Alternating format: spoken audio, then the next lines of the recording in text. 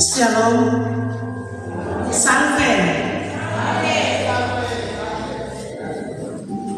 Bapak Ibu saudara-saudari yang dikasihi dalam Tuhan kita Yesus Kristus, marilah kita semua siapkan hati untuk merayakan ataupun mengikuti misa Ekaristi Kudus, peringatan Injil atau agama Katolik masuk di Minati, daerah Moyo. Adapun sedikit kisah yang mengantar kita semua untuk bersama-sama memahami tujuan bersama Bapak Ibu saudara-saudari dan kita semua keluarga besar, baik keluarga Muyu, Mandobo maupun juga semua keluarga-keluarga yang hadir pada kesempatan hari ini untuk sedikit memahami kisah atau tujuan kita pada hari ini berhimpun di tempat ini. Sedikit sejarah singkat pekabaran Injil Katolik di Minati. Agama Katolik dan karya misionarisnya di daerah Muyu Mandobo dimulai tahun 1933 atau tepatnya tanggal 10 Oktober 1933. Dalam tahun itu seorang imam misionaris Hati Kudus MSC, Pastor Petrus Fogar MSC bersama 4 orang guru dari KEI tiba di Minati. Dari Minati, tahun-tahun selanjutnya karya pastoral disebarkan ke tempat lain di daerah Muyu Mandobo. Pada tahun-tahun sebelumnya memang sudah ada kunjungan-kunjungan yang dilakukan oleh para misionaris, yaitu pada tahun 1912 Pastor P. Vijit MSC yang mengikuti rombongan penyelidikan Belanda yang menggambarkan peta Irian Jaya. Ia banyak membuat catatan tentang perjalanan serta sejarah yang dikunjunginya. Dalam perjalanan itu beberapa tahun kemudian Pastor Pretenden MSC dalam ekspedisinya ke Muyu Atas melalui Sungai Maro, Digul, Kau dan Muyu. Ia singgah di Pulau Ugen Kapal. Dan 5 tahun kemudian dibuat lagi kunjungan oleh Pastor Verhoeven MSC. Ia menuju daerah Kaumuyu, mengikuti jalan darat dan sampai juga di Ogem Kapal. Walaupun dalam perjalanan itu terkesan bahwa ada banyak manusia di sana, sehingga ia berniat untuk membuka daerah Muyu.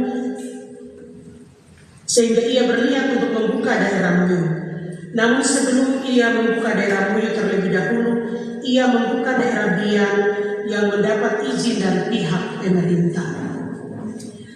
Karya permulaan di Muyu Mandobo. Walaupun di Muting pada tahun itu belum ada pastor pengganti, namun dalam bulan Oktober 1933, Pastor Petrus van Robert MSC berangkat menuju daerah Muyu bersama 4 orang guru Kei dengan menggunakan kapal motor sungai.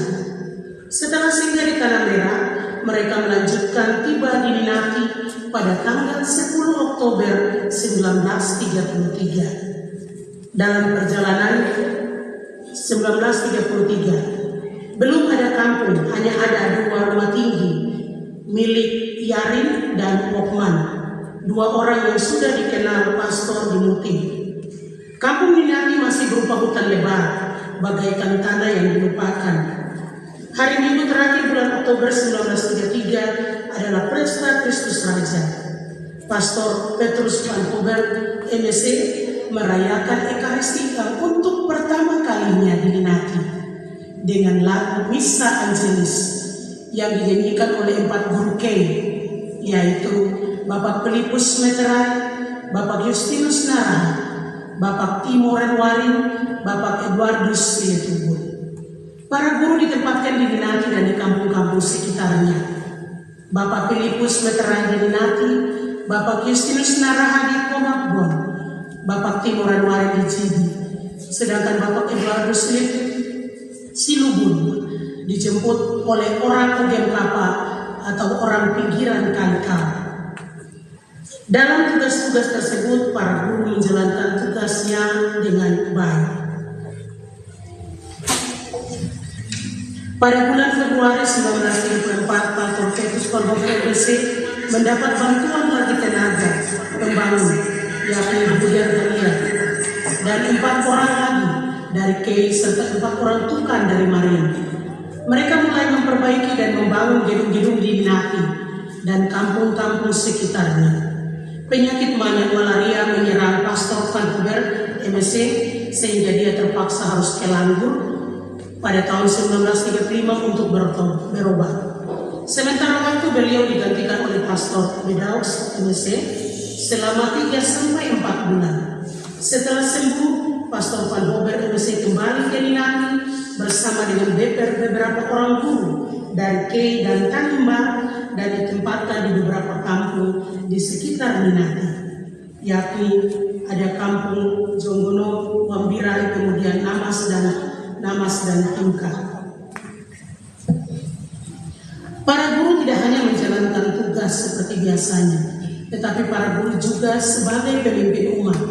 Mereka memimpin kebaktian dalam situasi bahaya. Para guru berhak untuk mempermandikan anak-anak.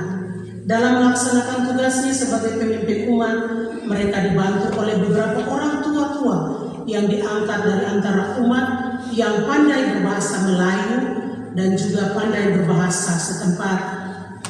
Dan tua-tua ini seringkali mewakili para guru dalam tugas-tugasnya.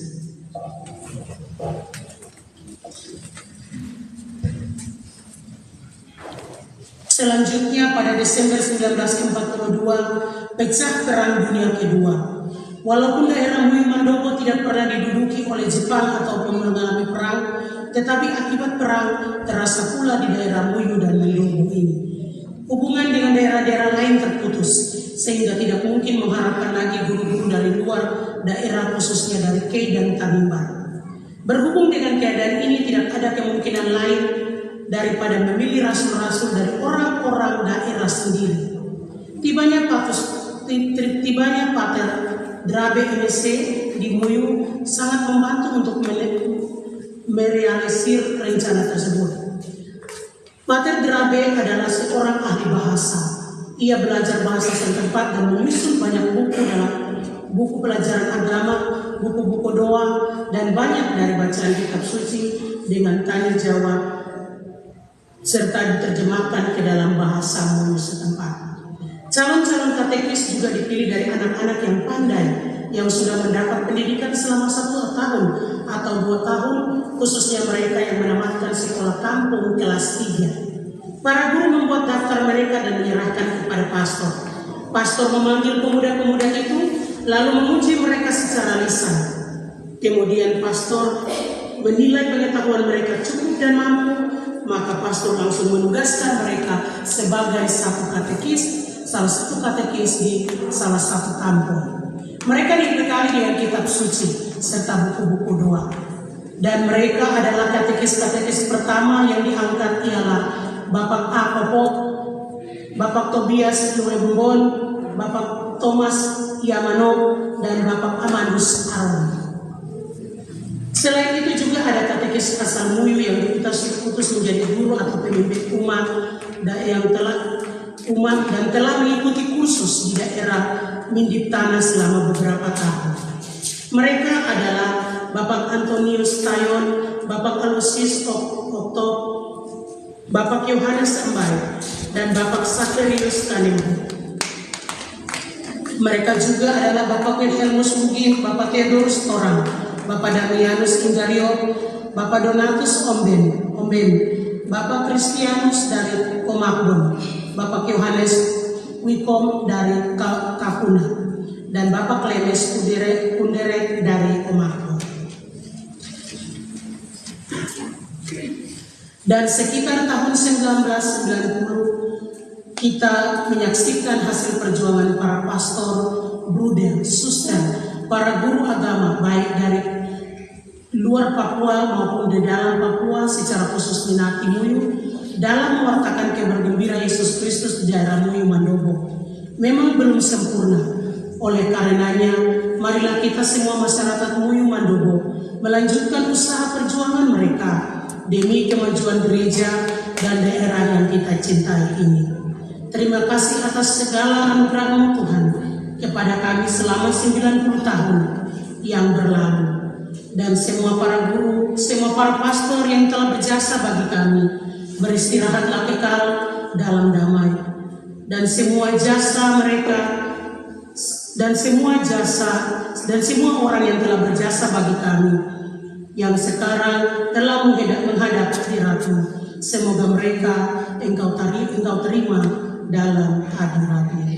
Demikianlah sedikit kisah dari sejarah singkat pekabaran Injil atau pekabaran agama masuk di daerah Minati Muyu. Mari kita semua siapkan hati, kita bangkit berdiri untuk melakukan pembukaan dan kita memulai perayaan Ekaristi Kudus ini. Madabakti nomor 159.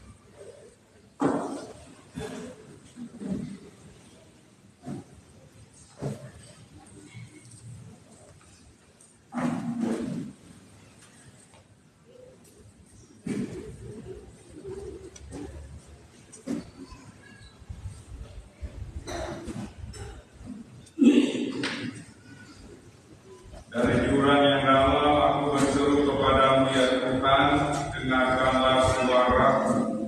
Biarlah telingamu menaruh perhatian kepada suara permohonanku. Dalam nama Bapa dan Putra dan Roh Kudus. Rahmat Tuhan kita Yesus Kristus, cinta kasih Allah, dan persekutuan Roh Kudus bersamamu.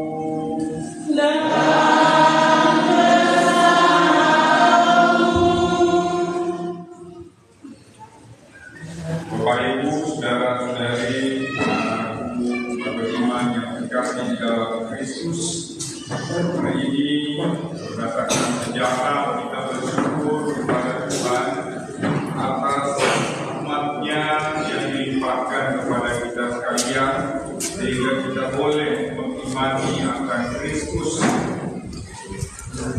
Dalam sejarah yang tadi dibacakan begitu panjang, kita merasa bahwa ini semua bukan karya para pimpinan belaka secara manusiawi, tapi ini semua karya Tuhan untuk menyelamatkan kita semua. Sebagaimana yang nanti kita dengarkan dalam bacaan pertama dari kitab Nabi Yunus, di mana orang-orang di Niniwe juga diselamatkan. Orang-orang di Niniwe tidak dibinasakan, tetapi Tuhan menyesal akan rencananya untuk membinasakan mereka, namun mereka akhirnya tidak jadi dibinasakan. Mereka diselamatkan karena bertobat dan menyesal. Nah, pertobatan mereka itulah yang menunjukkan, menandakan bahwa mereka mau dekat dengan Tuhan, mau mengikuti kehendak-Nya. Begitu pula dengan kita yang bersyukur pada hari ini, di sore hari ini, di tempat ini, kapela ini, kita bersyukur atas rahmat Injil yang masuk pertama kali di daerah Mandoko, yang diingati, dan 90 tahun yang lalu. Kita merasa bahwa perjalanan ini cukup panjang. Mungkin sampai saat ini juga masih ada orang-orang yang belum mengenal akan Kristus di tempat kita, akarnya kita. Tapi kita yakin dan percaya atas kesaksian hidup kita juga, dan kesaksian orang-orang yang berada di daerah sekarang, ya mereka-mereka yang mungkin belum mengenal Tuhan, itu bisa akhirnya mengimani akan Kristus. Mari kita mengawali acara suku kita ini dengan lebih dahulu melayakkan diri kepada Tuhan, mengakui segala kelemahan, keterbatasan serta dosa-dosa kita, supaya kita layak untuk merayakan misteri suci ini.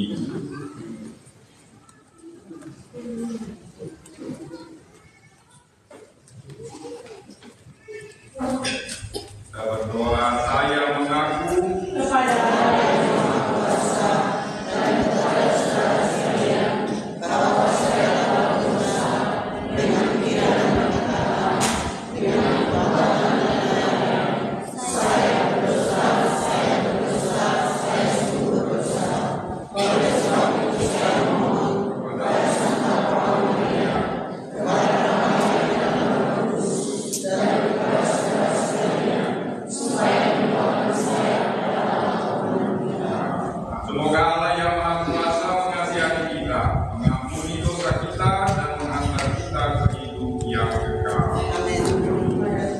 Pati nomor 185, 185.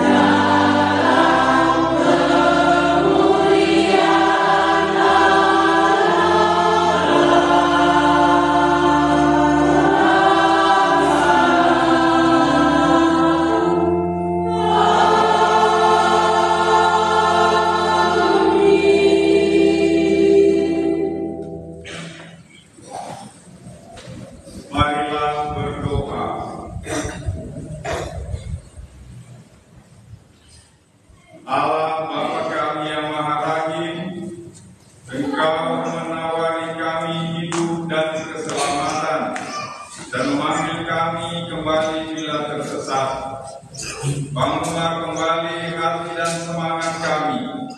Bukalah mata kami terhadap kebutuhan zaman sekarang, dan singkirkanlah kejahatan, dan penuhilah kami dengan kekuatan Roh-Mu yang membawa kebebasan.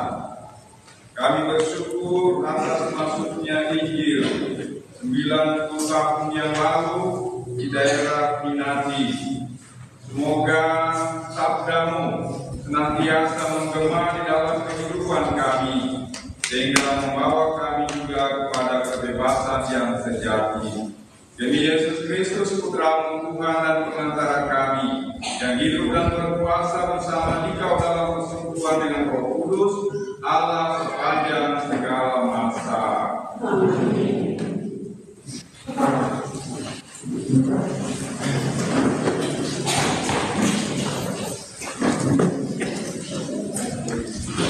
Bacaan dari Nubuat Yunus. Untuk kedua kalinya Tuhan bersabda kepada Yunus, "Bangunlah dan berangkatlah ke Niniwe, kota besar itu. Sampaikanlah kepadanya seruan yang kusabdakan kepadamu." Maka bersiaplah Yunus lalu pergi ke Niniwe. Sesuai dengan sabda Tuhan, Niniwe adalah sebuah kota yang menakutkan besarnya. 3 hari perjalanan luasnya, mulailah Yunus masuk ke dalam kota itu sehari perjalanan jauhnya. Lalu berseru, 40 hari lagi, maka Niniwe akan ditunggang balikan. Orang Niniwe percaya kepada Allah, lalu mereka mengumumkan puasa. Baik dewasa maupun anak-anak mengenakan kain kabung. Setelah kabar itu sampai kepada raja kota Niniwe, turunlah ia dari singgasananya. Ditanggalkannya jubahnya, diserungkannya kain kabung, lalu duduklah ia di atas abu. Lalu atas perintah raja dan para pembesarnya, orang memaklumkan dan mengatakan di Niniwe demikian, manusia dan ternak, lembu sapi dan kambing domba tidak boleh makan apa-apa, tidak boleh makan rumput, dan tidak boleh minum air. Haruslah semuanya, manusia dan ternak, berselubung kain kabung dan berseru dengan keras kepada Allah. Dan haruslah masing-masing berbalik dari tingkah lakunya yang jahat dan dari kekerasan yang dilakukannya. Siapa tahu mungkin Allah akan berbalik dan menyesal, serta berpaling dari murkanya yang menyala-nyala itu, sehingga kita tidak binasa. Ketika Allah melihat perbuatan mereka itu, yakni bagaimana mereka berbalik dari tingkah lakunya yang jahat, maka menyesallah Allah atas malapetaka yang telah dirancangkannya terhadap mereka, dan ia pun tidak jadi melakukannya. Demikianlah sabda Tuhan.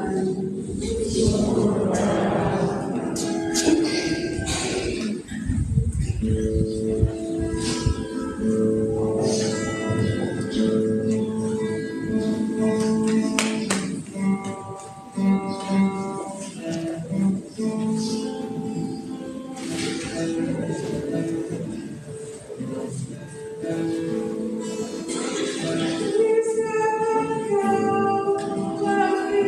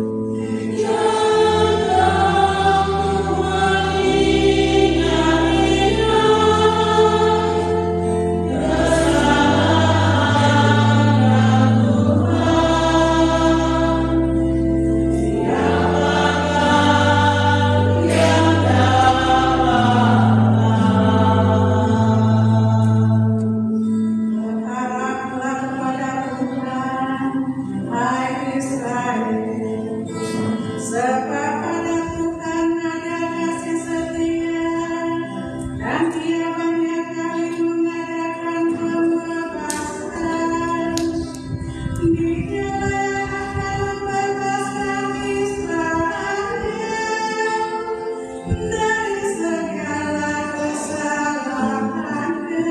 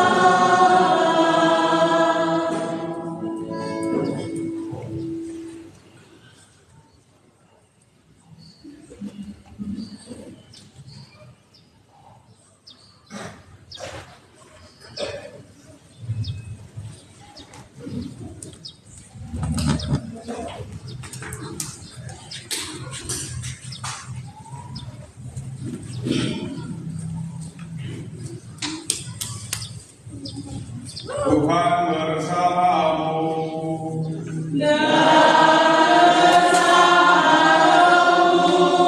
Inilah Injil suci menurut Lukas.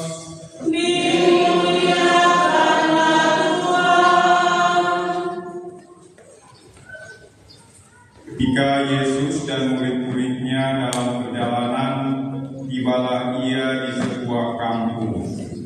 Seorang perempuan yang bernama Marta menerima dia di rumahnya. Perempuan itu mempunyai seorang saudara yang bernama Maria. Maria ini duduk dekat kaki Tuhan dan terus mendengarkan perkataannya. Sedangkan Marta sibuk sekali melayani. Ia mendekati Yesus dan berkata, "Tuhan, tidakkah Engkau peduli bahwa saudaraku membiarkan aku melayani seorang diri? Suruhlah dia membantu aku." Tetapi Tuhan menjawabnya, "Marta, Marta, engkau khawatir dan menyusahkan diri dengan banyak perkara. Tetapi hanya satu saja yang perlu. Maria telah memilih bagian yang terbaik, yang tidak akan diambil daripadanya." Demikianlah sabda Tuhan.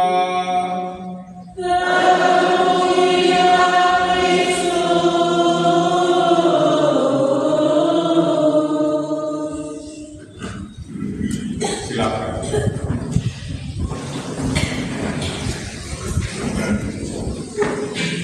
Bapak Ibu, saudara-saudari umat beriman yang terkasih, sejarah Injil masuk di Dinasti, saya mengetahuinya hanya lewat membaca, karena dilihat-dibilang Injil masuk di sana tahun 1933. Apakah orang-orang yang lahir tahun ini masih ada sekarang? Sudah tidak ada. Ya. Bapak lahir tahun tidak tahu, tidak ingat. Tahun berapa Bapak lahir? Bapak punya 61.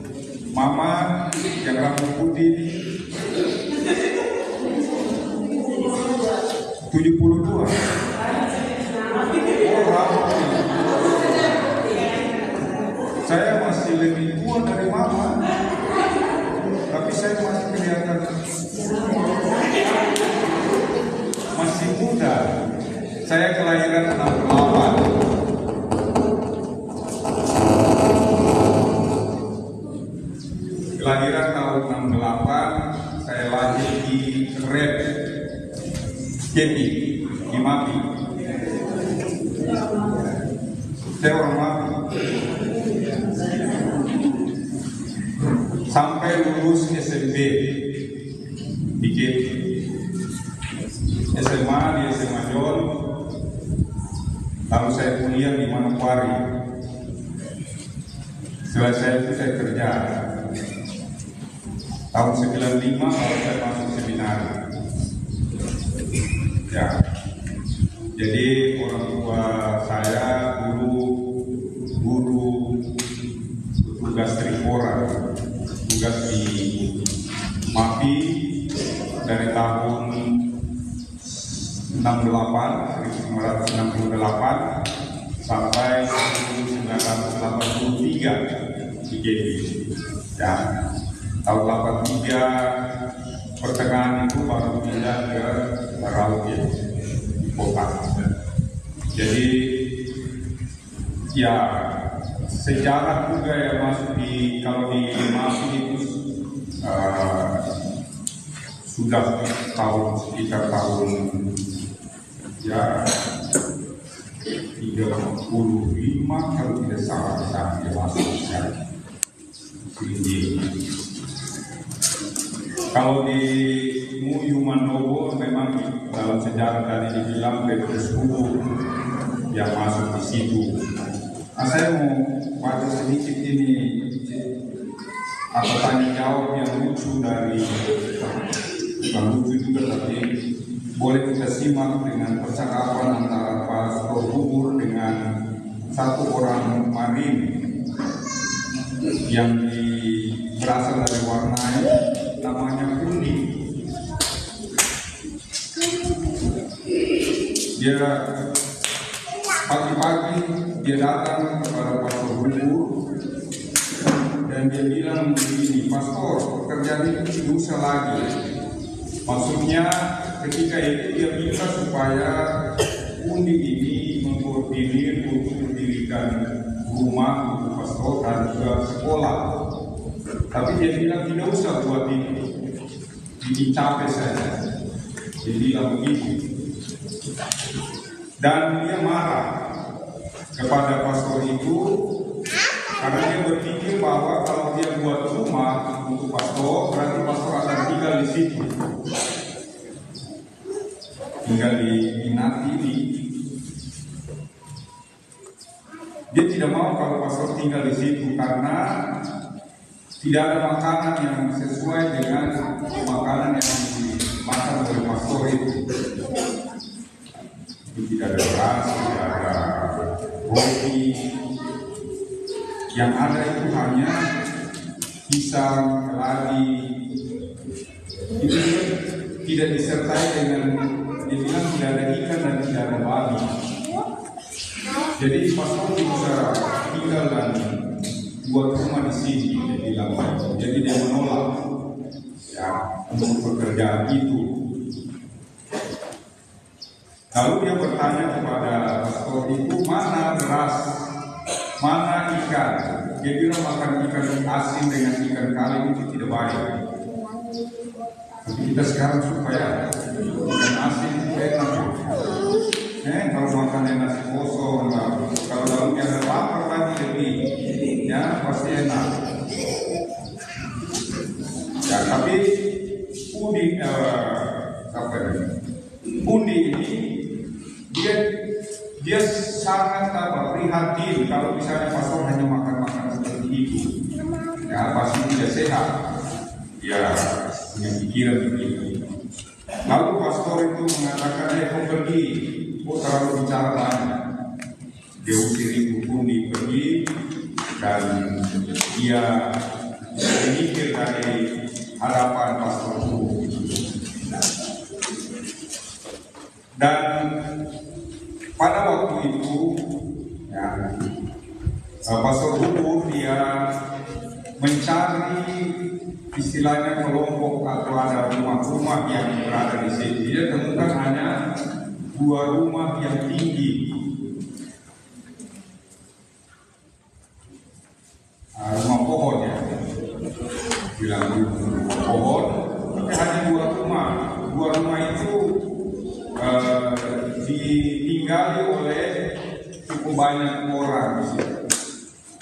Nah, Pastor Guru punya pikiran bahwa misalnya ada perkawinan dengan banyak rumah. Dia ke sana, dia berusaha untuk mencari himpunan perkumpulan rumah, misalnya di sini ada dua, di sana dua. Jadi dia akan satukan menjadi satu perkampungan yang besar. Dan diminati serasa pertumbuhan dan perkembangan umat ya boleh dibilang mereka semuanya di seluruh sana ya minati. Warungku masih turun sedikit kalau serong lagi ke sebelah selatan depan. Ya, mana kami yang lain di sini kalau tidak tahu. Coba bapak mama yang berasal dari sana di Mandowo liburan ke sana ke daerah asal. Ya supaya anak-anak tahu kami berasal dari sini. Melihat tanah yang begitu keras membuat orang-orang Mandowo itu sebagai orang-orang yang bekerja keras. Ya, beda dengan orang-orang Maki, orang-orang Mari, bawah ini. Mereka itu tanah-tanah tidak terlalu keras, ada lumpur, rawa, tanah gembur. Jadi tanah-tanah mungkin dong biji saja dia sudah tumbuh. Tetapi kalau di Mui Mandowo, kalau tidak olah tanah, mana tanaman mau tumbuh baik? Tidak dirawat baik, pasti tidak baik hasilnya. Ya, maka itu membentuk orang-orang Mui Mandowo sebagai orang-orang yang bekerja keras. Dan ini Pastor Guru menemukan itu. Dia membaca dia hidup selama di situ ya, selama sekitar 45 tahun di daerah Minati Siku. Ya pokoknya bergaul dengan orang-orang Mui dan Mandowo. Dia menemukan bahwa pola hidup orang Muyu itu adalah petani dan peternak dan juga pedagang sebenarnya yang tukar menukar penghasilan yang dibayar dengan uang berbentuk siput apa kauri kecil. Siput apa itu?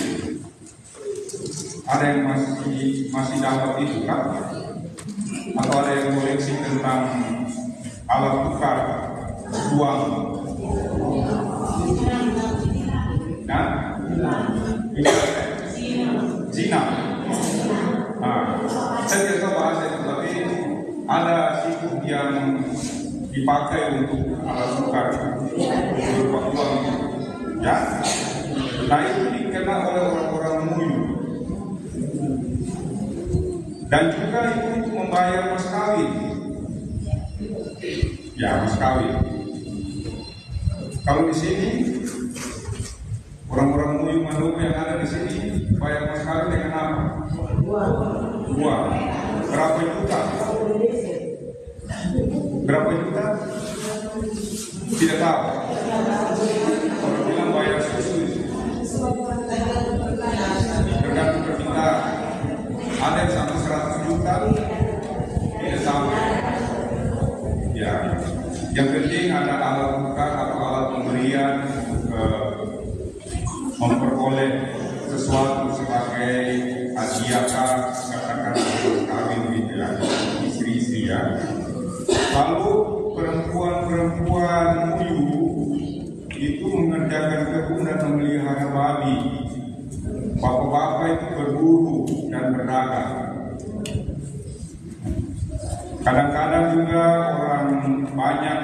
orang Muyu berkumpul di pasar, jual beli daging babi serta ya sudah pekerjaan tangan, hanya noken kan, hanya apa, kawat atau apa, hanya juga untuk dijual di pasar. Nah, sikap dari orang Muyu ini ya menunjukkan kemandirian sebenarnya daripada orang-orang Mandoko, menunjukkan kepandaian juga, dan ini salah satu kebanggaan dari orang Mui yang bekerja keras, pandai, menghargai, itu sebagai ciri khas orang-orang Mui. Dan itu kalau tidak ada di anak-anak kita sekarang ini, perlu dipertanyakan kepada orang tua. Bagaimana Bapak Ibu mendidik, mendampingi anak-anak yang zaman sekarang ini. Nah, tetapi juga ada hal yang mungkin tidak baik yang dimiliki. Jadi ditemukan oleh Pastor Bukur ya. Saya baca catatan pribadi dia. Itu saling balas dendam. Ya, ada saling balas dendam. Lalu ada persaingan. Dan ada juga yang berhutang. Dan ada ancaman dibunuh secara fisik atau secara magis. Nah, istilahnya jadi orang santet lah. Ya, di Jawa bilang santet itu. Bahasa Indonesia nya santet. Kalau orang ini bilang itu hal yang tidak baik yang berada di dengan pribadian daripada orang-orang dulu mungkin. Kalau sekarang itu tidak ada yang tidak baik. Ya, kita semua mempunyai sikap yang baik. Ya, kita sudah mengenal agama, kita sudah mengimani Kristus, maka itu kita perlu kehadiran kita itu juga menyelamatkan orang lain. Jangan kehadiran kita untuk membentuk satu kebencian bagi orang lain. Tetapi kita harus saling menyayangi satu dengan yang lain. Tanda penyesalan dan pertobatan itu perlu dilakukan. Sebagaimana dalam bacaan pertama tadi dari buat Yunus. Ya. Yunus itu ketika dia diminta untuk pergi ke Niniwe, dia menolak. Pertama dia menolak, dia lari.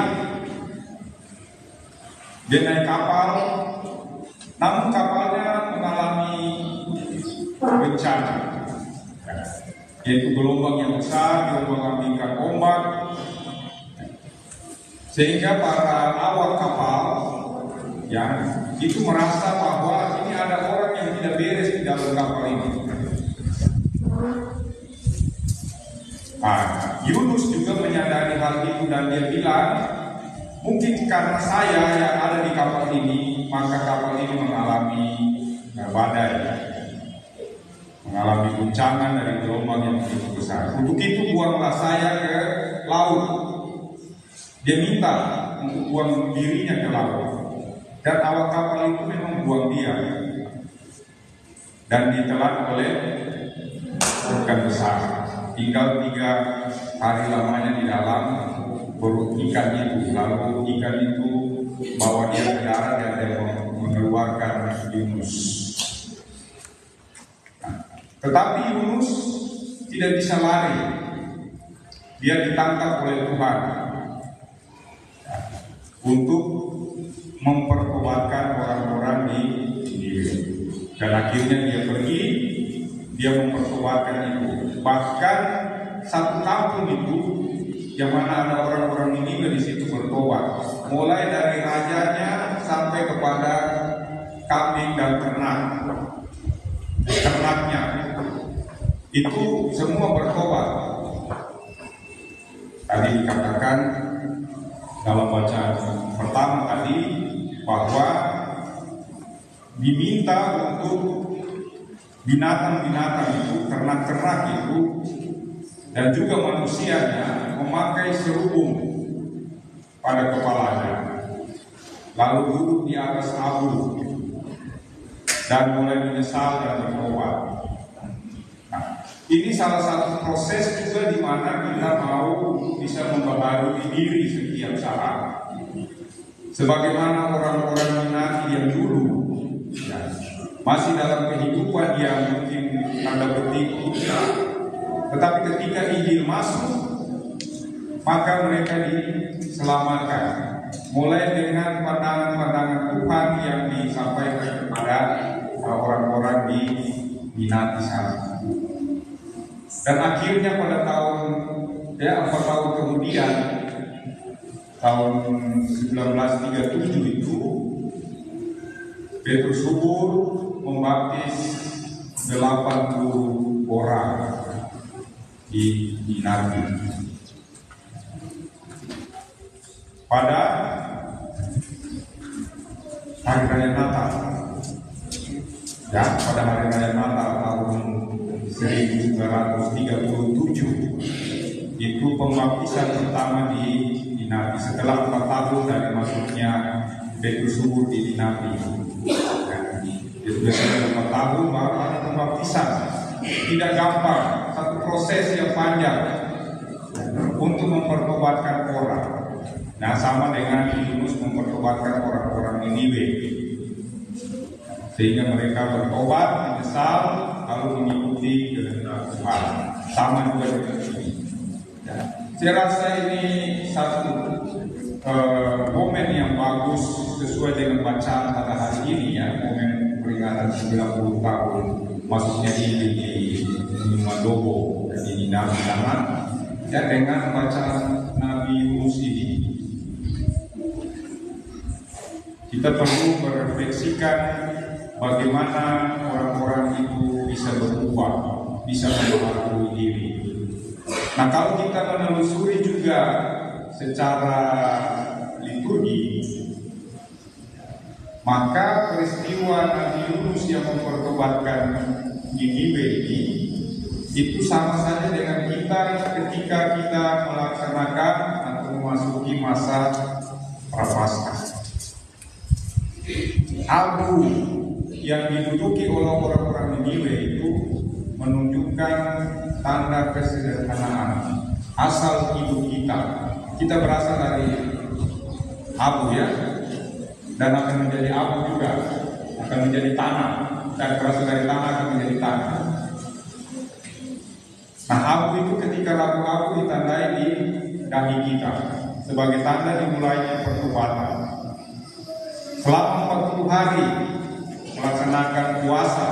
Nah, dalam kitab Nabi Yunus juga dikatakan, Nabi Yunus mengatakan 40 hari lagi Tuhan akan mengembalikan kalian, orang-orang Niniwe, sebagai pewartaan bagi orang-orang Niniwe untuk bertobat. Dan mereka mulai melakukan pertobatan itu, penyesalan, memakai seluruh di kepala mereka duduk di atas abu, berpuasa selama 40 hari. Mereka melaksanakan puasa. Kita juga melaksanakan puasa setelah abu 40 hari puasa nanti selesai pada masa Paskah, hari raya Paskah. Paskah kebangkitan Tuhan menjadi tanda bahwa kita dibebaskan, kita diselamatkan. Sama juga dengan bacaan Nabi Yunus, orang-orang Niniwe ini ketika pada hari ke-40 Tuhan tidak mengembalikan mereka. Tuhan menyesal atas rencana dari Tuhan untuk membinasakan mereka. Dia menarik rencana itu dan dia memberikan keselamatan kepada orang-orang Niniwe. Bapak Ibu, saudara-saudara yang terkasih, peringatan 90 tahun Injil masuk ke Ninawi itu juga mengajak kita untuk senantiasa yang melihat proses hidup kita. Dari hari ke hari kita berusaha untuk membaharui diri terus menerus, dan kita diminta, ya, oleh pastor guru, ya, supaya orang-orang Muyuk itu belajar untuk hidup secara bersama, menggantikan persaingan yang dihidupi selama masa sebelum Injil masuk. Jadi perlu gotong royong, perlu adanya kebersamaan. Nah, perayaan pada sore hari ini tidak terlaksana kalau Bapak Ibu semua tidak satu hati, satu tujuan merayakan ini. Maka itu perlu kebersamaan. Ciri khas orang Muyu ya, bahwa orang Muyu memiliki kacamata yang baru, yaitu kebersamaan menggantikan persaingan. Kebersamaan itu berkembang dengan pandangan hidup yang baru, mulai membuka diri, kesempatan berkembang menjadi luas dengan dunia luar, sehingga pengaruh yang baik itu bertumbuh dan berkembang di dalam diri orang-orang itu. Baik Bapak Ibu, saudara-saudari yang terkasih, kita tidak hanya saja berkata-kata di dalam kehidupan kita, tetapi juga kita membutuhkan perbuatan yang nyata. Maka itu kata dan perbuatan harus perlu diseimbangkan. Tadi dalam bacaan Injil kamu dengar bahwa Marta itu dia sibuk ya kerja, tetapi Maria duduk mendengarkan. Itu mau mengajak kita bahwa di dalam hidup kita ini ada waktu di mana kita bekerja, ada waktu di mana kita hening, ya, ada waktu di mana kita mau bersatu dengan Tuhan dalam keheningan itu. Jadi kerja dan keheningan hendaknya diseimbangkan di dalam hidup kita. Jangan kita kerja terus, tidak ingat akan kedekatan kita dengan Tuhan, menyediakan waktu untuk berdoa. Dan jangan lupa untuk berdoa mendekatkan diri kepada Tuhan. Jangan selalu kita mementingkan hanya untuk perut kita saja, tetapi semuanya itu akan dikaruniakan kepada kita kalau kita sungguh-sungguh imani dan dekat dengan Tuhan. Mari kita mohon dalam perayaan Ekaristi ini supaya kita sekalian menjadi milik Tuhan dengan sepenuh hati, supaya juga kita melaksanakan kehendak-Nya, walaupun kita mungkin dipengaruhi juga oleh kepentingan diri, tetapi kepentingan diri itu tidak menyebabkan atau menjatuhkan, meruntuhkan kehidupan kita. Tapi justru kita ingat seluruh hidup kita dilaksanakan dan direncanakan oleh Tuhan sendiri kita pada hari ini dan juga di hari-hari yang akan datang. Semoga perayaan 90 tahun Injil masuk ke Dinasti ini menyemangati kita untuk senantiasa menjadi pewarta kabar sukacita kepada banyak orang dengan memberikan kesaksian hidup kita masing-masing di tempat di mana kita berada.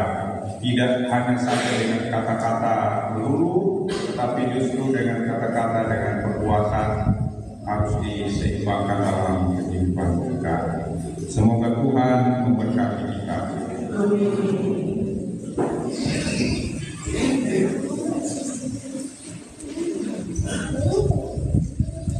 Kita berdiri, kita meneguhkan iman kepercayaan kita dengan berdoa. Aku percaya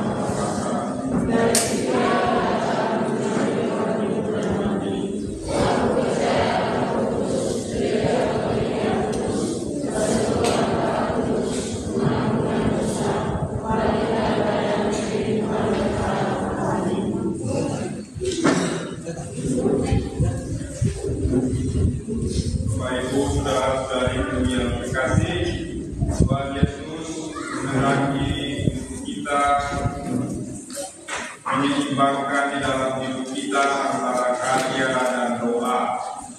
Semoga lewat peringatan 90 tahun masuknya Injil di daerah dinas ini, kita sekalian diberkati Tuhan dan kita juga memohon kepadanya lewat doa-doa kita.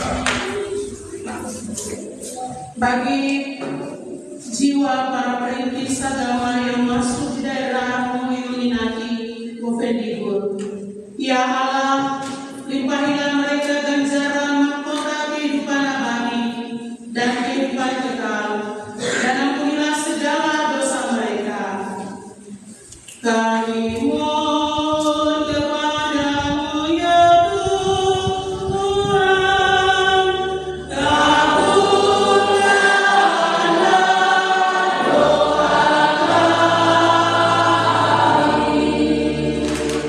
bagi para imam, biarawan, biarawati, dan seluruh pelayan umat Allah di daerah Buyu yang saat ini sedang mengabdi dan melayani. Ya Allah, semoga Engkau memberkati karya pelayanan mereka dan berilah Roh Kudus menjiwai mereka agar tetap semangat dalam mengabdi dan membawa umatmu lebih dekat padamu. Kami mohon kepadamu ya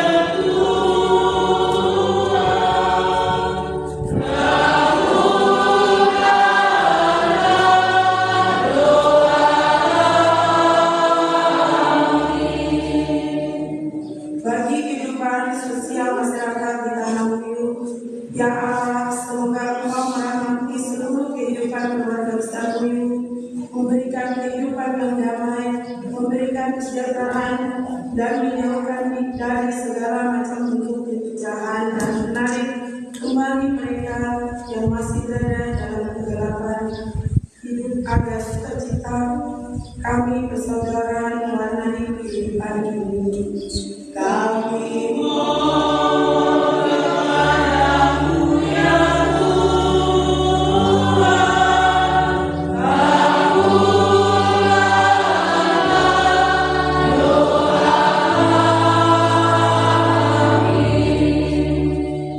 bagi kita semua, keluarga besar Buyu bersatu di tanah Papua dan secara khusus di tanah Kalimantan. Ya Allah, anugerailah dan berkatilah kami semua agar kami mampu menciptakan kehidupan yang harmonis dengan saling menghormati, mengasihi, menolong, serta memperhatikan satu sama lainnya.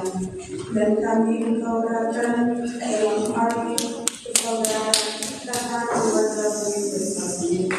Kami mohon kepadamu ya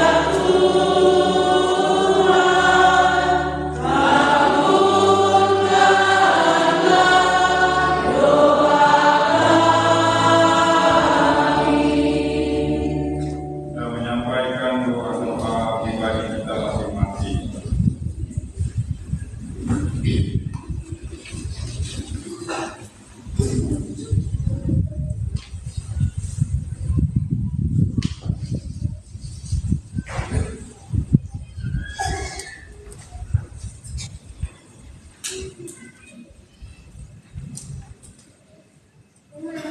Kami mohon kepadamu ya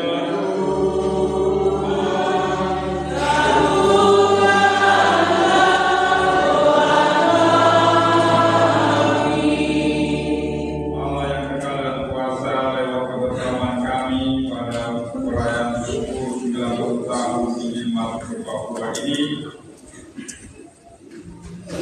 mengharapkan Engkau mengabulkan segala doa-doa kami, sehingga cara pandang baru muncul di dalam kehidupan kami, membawa kami kepada perubahan di hari-hari yang akan datang. Demi Kristus Tuhan dan pengantar kami. Amin. Ekaristi persiapan persembahan.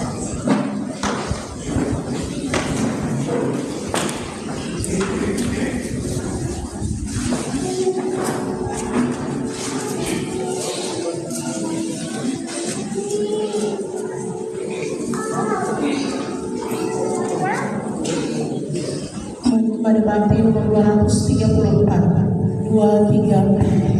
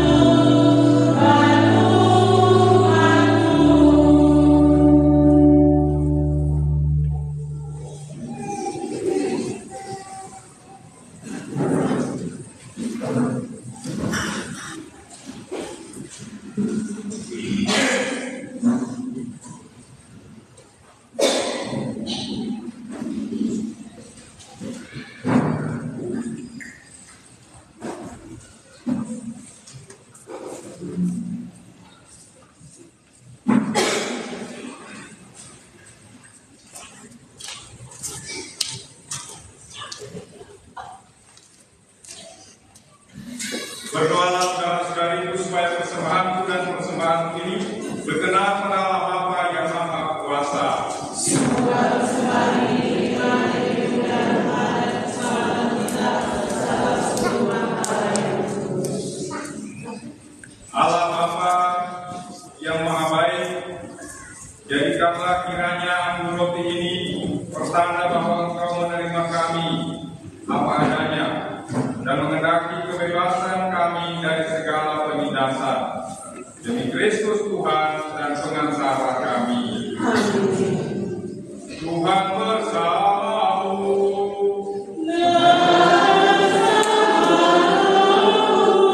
Marilah mengarahkan hati kepada Tuhan.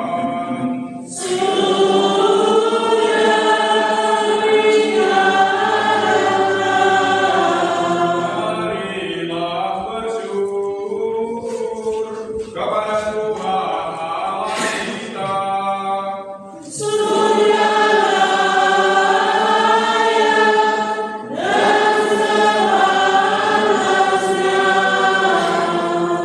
Pantas dan benar, layak dan menyelamatkan bahwa kami selalu dan dimanapun bersyukur kepadamu, Tuhan Bapa yang kudus, Allah yang Maha Kuasa dan kekal. Sebab meskipun Engkau tidak pernah memerlukan pujian kami, namun ucapan syukur kami kepadamu merupakan anugerah-Mu.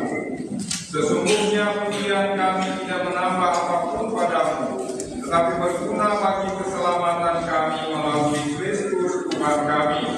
Sebab itu bersama paduan suara para malaikat, kami memuji-Mu dengan sukacita bernyanyi. 260 pada bakti 260.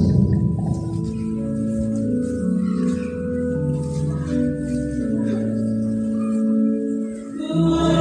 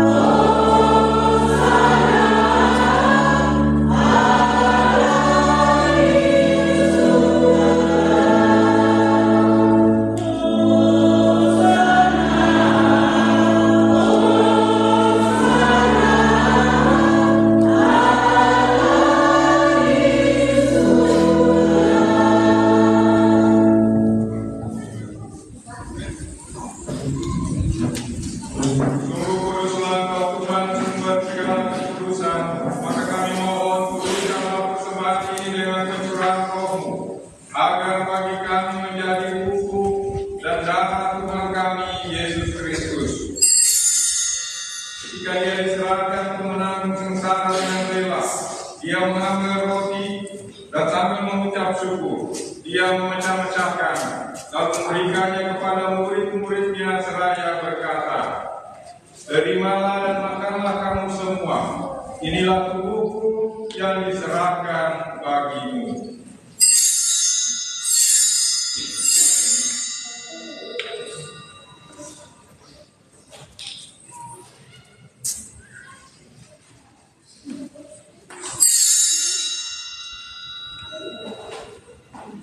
Demikian pula sesudah perjamuan Dia mengambil piala, sekali lagi Dia mengucap syukur kepadamu, memberikannya kepada murid-muridnya seraya berkata, "Terimalah dan minumlah kamu semua, inilah piala darahku, darah perjanjian baru dan kekal, yang ditumpahkan bagimu dan bagi semua orang demi pengampunan dosa. Lakukanlah ini sebagai kenangan akan aku."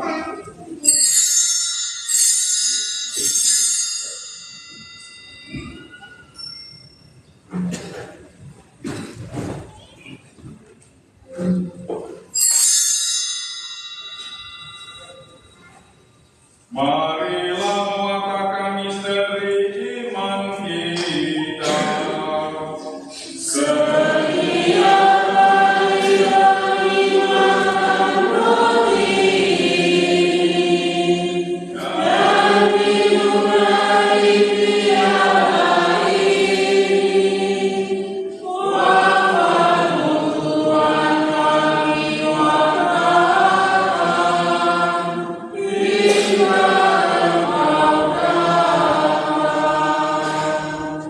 Sambil mengenangkan wafat dan kebangkitan Kristus, kami mempersembahkan kepadamu Bapa roti kehidupan dan piala keselamatan. Kami bersyukur sebab kami Engkau berlayar menghadap Engkau dan berbakti kepadamu. Kami mohon, semoga kami yang menerima tubuh dan darah Kristus diimpun menjadi satu umat oleh Roh Kudus. Ingatlah Tuhan akan gereja-Mu yang tersebar di seluruh bumi, agar Engkau menyempurnakannya dalam cinta kasih, dalam persatuan dengan Paus kami Fransiskus dan uskup kami Jan Marius, serta semua rukun iman. Ingatlah juga akan saudara-saudari kami yang sudah meninggal dengan harapan akan bangkit, dan akan semua orang yang telah berpulang dalam kerah iman-Mu. Terimalah mereka dalam cahaya wajah-Mu. Kami mohon, kasihanilah kami semua, agar kami Engkau terima dalam kebahagiaan abadi, bersama Santa Perawan Maria Bunda Allah, Santo Yosef mempelainya, para rasul dan semua orang kudus sepanjang masa yang hidupnya berkenan padamu. Semoga kami pun Engkau perkenankan turut serta memuji dan memuliakan Engkau dengan pengantaraan Yesus Kristus Putra-Mu. Dengan pengantaran Dia, bersama Dia dan dalam Dia, bagi Allah Bapa yang Maha Kuasa, dalam persekutuan dengan Roh Kudus, segala hormat dan kemuliaan sepanjang segala masa. Atas petunjuk penyelamat kita dan menurut penyajian maka beranilah kita berdoa. Amin.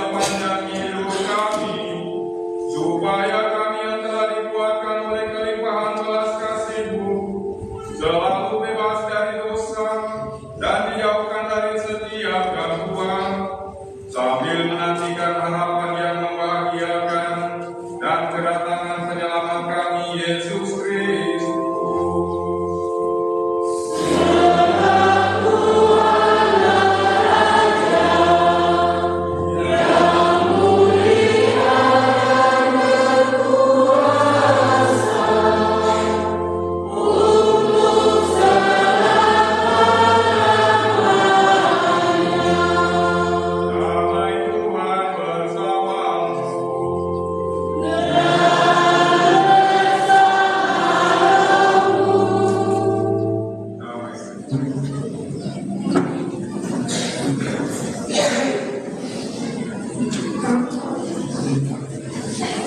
bakti nomor 277.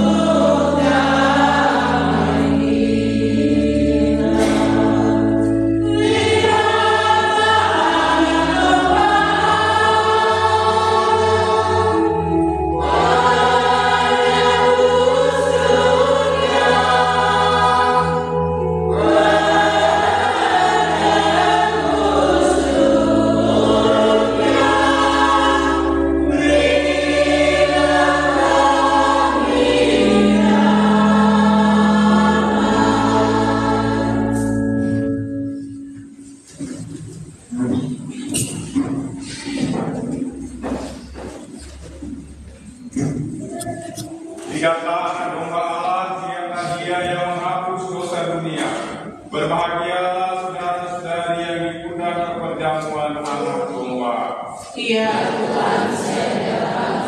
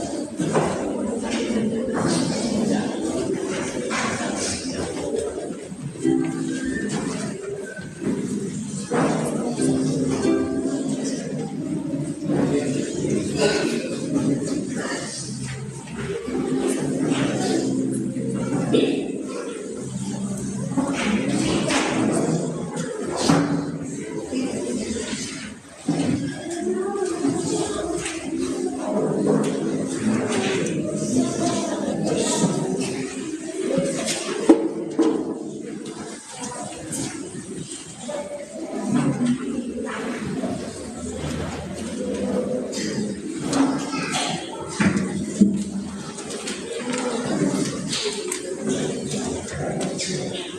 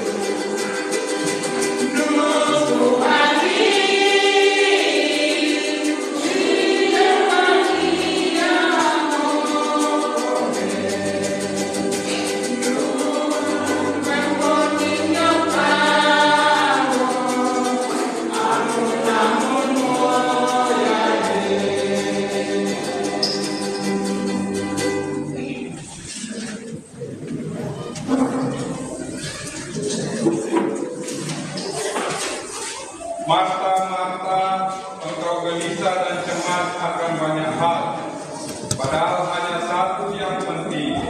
Maria telah memilih bagian yang terbaik yang tidak akan diambil daripadanya. Marilah berdoa.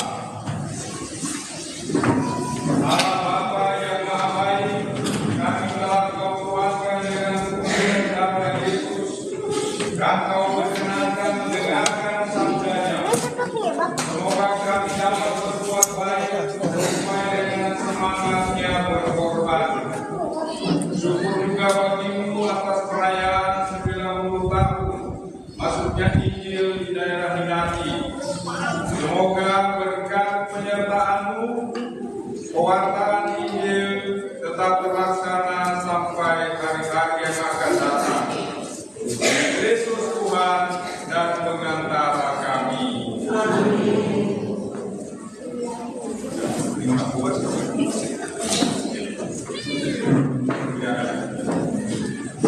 Mari kita mengakhiri perayaan ini dengan mohon berkat. Tuhan bersamamu.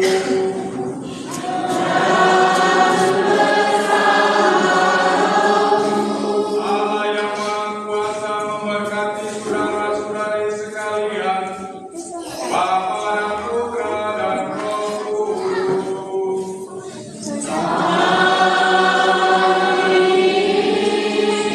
Saudara-saudari, pergilah misa sudah selesai.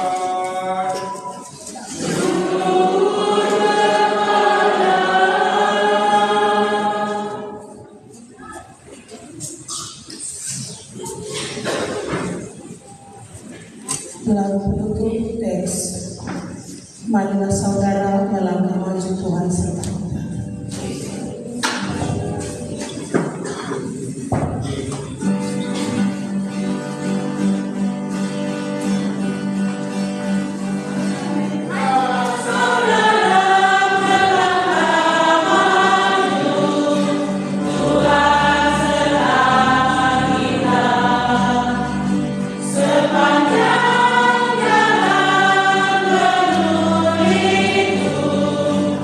Kurang.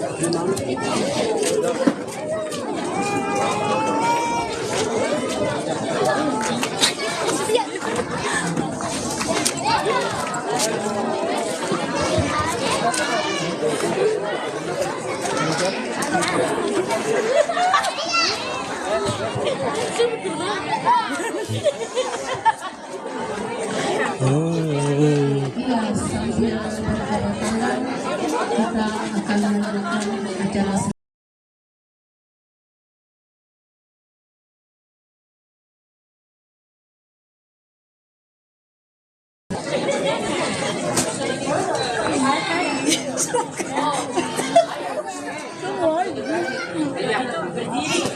Siap,